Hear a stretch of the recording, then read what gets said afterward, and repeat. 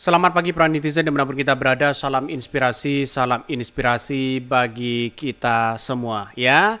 Pak Prabowo bisa saja kalah di putaran pertama begitu kan. Mengapa saya katakan seperti itu begitu kan? Karena di akhir-akhir ini begitu setelah debat ya mereka banyak survei dari Kompas Litbang, terus kemudian dari polling-polling yang terjadi selama ini bisa saja Pak Prabowo tidak masuk ya di putaran kedua dan bahkan bisa kalah di putaran pertama begitu. Mengapa saya katakan seperti itu? Secara realitas ya dari kekuatan Pak Ganjar dengan Anies Baswedan itu hari ini begitu. Itu sangat luar biasa. Walaupun lembaga-lembaga survei hari ini menyatakan Pak Prabowo menang 52%. Saya masih teringat dengan asumsi di 2019 ya. Mengapa di 2019 ini banyak yang menyatakan bahwa Prabowo menang ya di angka 60%, di angka 50% dan sebagainya. Tapi pada kenyataannya keok mereka ya di masyarakat begitu antusias begitu kan, termasuk saya dulu begitu kan. Tapi pada kenyataannya keok juga, kalah juga begitu kan. Kalau seumpama ya dari pendukung-pendukung Pak Jokowi misalnya begitu kan ya, pendukung-pendukung Pak Jokowi lalu kemudian mereka agak masih ragu karena nuansanya di situ ya Jokowi dipilih oleh PDIP ya karena basisnya sangat luar biasa, banyaknya di situ begitu kan. Tapi sekarang kita lihat saja bukan tidak mungkin Anies Baswedan keluar sebagai pemenang apalagi di putaran kedua. Misal dari kalkulasi seperti ini. Mengapa Pak Prabowo ya kalah begitu kan ya? Saya asumsikan begini, kalau Pak Ganjar kalah, jelas pendukung-pendukung Pak Ganjar yang masih sakit hati kepada Pak Jokowi bahkan ya akan beralih dukungan kepada Anies Baswedan. Karena yang namanya politik tidak penentu begitu kan. Tapi saya yakin 95% akan mendukung Anies Baswedan. Tentu dari kontrak politik mungkin sudah dihitung ya hari ini. Tentu ini menjadi catatan penting juga. Karena apa? Karena kekuatan dari PDIP kalau mereka bersatu ya, Anies Baswedan dan Pak Ganjar itu menjadi kekuatan yang sangat luar biasa. Bahkan ini diprediksi lolos putaran kedua ya hingga koalisi ke Ganjar. Anies mengatakan jangan mendahului terlebih dahulu. Kita akan buktikan aja realitasnya. Sekarang ini mengapa banyak masyarakat yang tidak menginginkan bahwa namanya yang pertama terkait dengan keberlanjutan Indonesia Maju ya. Banyak 81% dalam beberapa survei menyatakan ya banyak warga masyarakat Indonesia menginginkan perubahan dan perbaikan. Artinya apa? Artinya bukan tidak mungkin masyarakat akan memenangkan ya, akan memberikan dukungan kepada Anies Baswedan. Itulah poin penting di situ begitu. Jadi kalau kalah di putaran pertama, maka pertandingan ya di putaran kedua mungkin ada Anies Baswedan dan Pak Ganjar.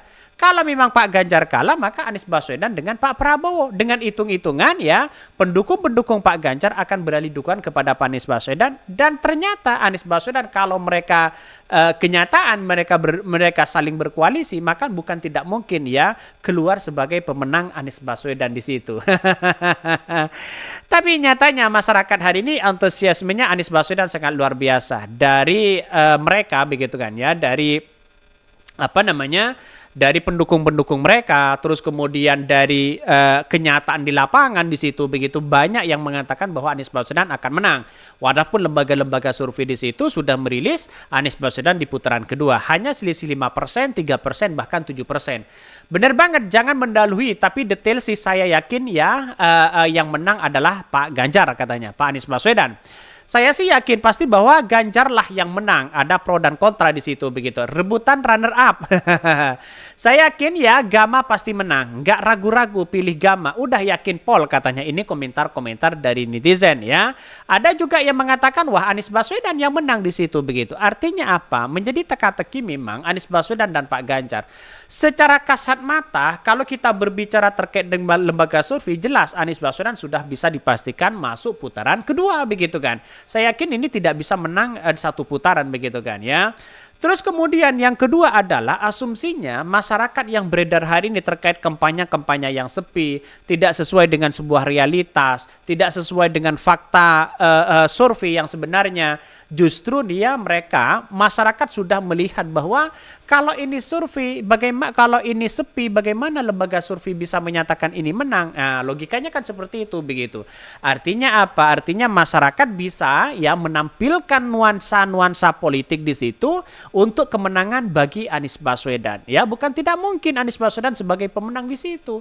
Artinya apa? Kalau kekuatan Ganjar menang, Anies menang ya, Prabowo keok ya jelas mereka pertarungan yang kedua adalah Ganjar dengan Anies. Tapi saya rasa agak-agak semakin kuat begitu kan ya. Pendukung-pendukung dari Prabowo hari ini berbagai cara, mungkin finansialnya sangat kuat sekali di situ begitu. Tapi nampaknya rupanya masyarakat Indonesia kan sudah melihat bahwa kekuatan Anies Baswedan itu magnetnya luar biasa. Ada yang menyatakan bisa saja kedua-dua mereka ketika debat kemarin sudah kelihatan sebenarnya bagaimana Anies Baswedan, bagaimana dengan Pak Ganjar di situ. Seolah-olah kalau salah satu mereka kalah, bukan tidak mungkin akan memenangkan ya Anies Baswedan. Ya kalau Anies Baswedan kalah, bukan tidak mungkin akan berkoalisi dengan Pak Ganjar. Nah, itu menjadi teka-teki hari ini begitu kan.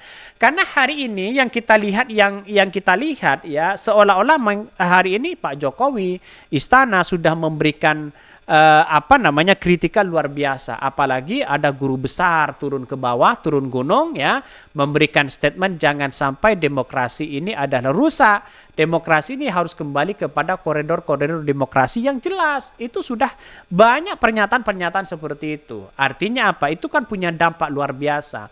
Apalagi mahasiswa, para dosen ya, seluruh Indonesia sudah menyatakan itu bukan tidak mungkin. Ini kekalahan Prabowo. Maka yang saya sebut tadi, Prabowo ya bisa kalah ya di putaran pertama dengan asumsi saya kalau masyarakat terus kemudian para guru, dosen, akademisi bersatu mereka memenangkan antara salah satu Anies Baswedan dan Pak Ganjar. Terus mahasiswa yang sekeliling mereka akan mengikuti guru besar itu bukan tidak mungkin. Ini menjadi catatan penting di situ begitu kan. Lihat saja dengan statement seperti itu bagaimana demokrasi, cawe-cawenya, bagaimana Pak Jokowinya kritikan luar biasa mulai dari kampus UGM, UI, ya Unpad, UII, UNER, terus kemudian di berbagai Brawijaya dan sebagainya sudah banyak memberikan statement itu, tapi dampaknya mahasiswa akan pasti melihat, wah ini akan mendukung antara Ganjar dengan Anies.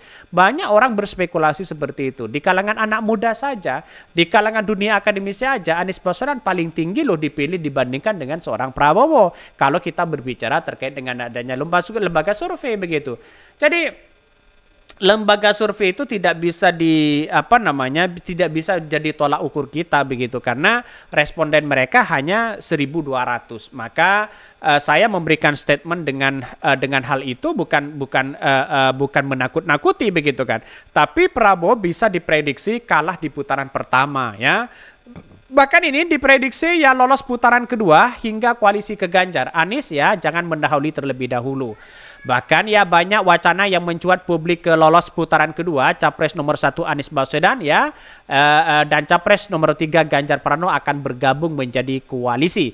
Namun menanggapi wacana tersebut, Anies dengan memberikan komentar banyak ya menurut dia, jangan mendahului hasil ya, belum tahu hasilnya, jadi jangan mendahului terlebih dahulu katanya ya.